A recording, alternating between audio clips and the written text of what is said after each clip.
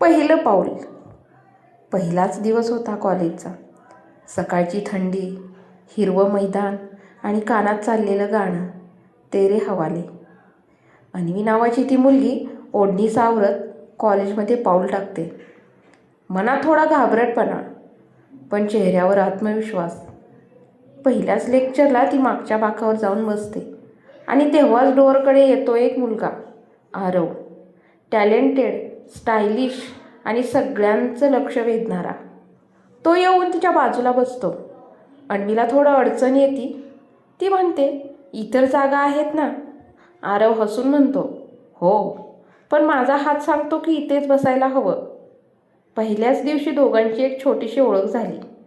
Class संपला आणि त्याच दिवशी प्रोजेक्टसाठी पेअर लागले आणि नियतीने ठरवलं होतं अन्वी आणि आरव एकत्र.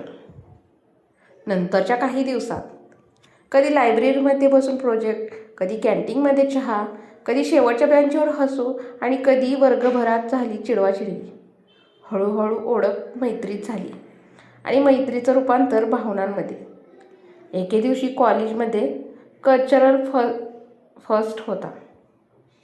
अन्वी स्टेजवर डान्स करून उतरते आणि नर्वस असते. तेवढ्यात आरव तिच्या समोर येतो आणि हळूच म्हणतो, अन्वी, मला तू आवडतेस. पहिल्याच दिवसापासून आणि आज धाडस करून सांगतो, तू होशील का माझी? अन्वीचं हृदय धडधडायला लागतं. ती शांतपणे म्हणते, हो, पण एक अट आहे. आरव म्हणतो, काय? अन्वी म्हणते, प्रेम केलं तर कायमचं, कारण माझ्याकडे टाईमपास नावाचा शब्द नाही.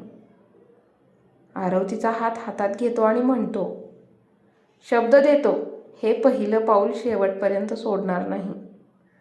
4 वर्षांनी त्या कॉलेजच्या गेटसमोर तीच मुलगी, तीच जागा, तोच मुलगा. पण आज त्यांच्या हातात आहेत कॉलेजचे सर्टिफिकेट आणि एक छोटंसं अंगठीचं बॉक्स. आरव हळू आवाजात म्हणतो, आपली कथा कॉलेजमध्ये सुरू झाली, पण पुढचं आयुष्य एकत्र लिहायचं आहे. अन्वीला उत्तर द्यायलाच शब्द नव्हते. डोळ्यातून अश्रू आणि ओठांवर हसत उत्तर, हो, कायमचं. या प्रेमकथेची एंडिंग बघा किती सुंदर झाली.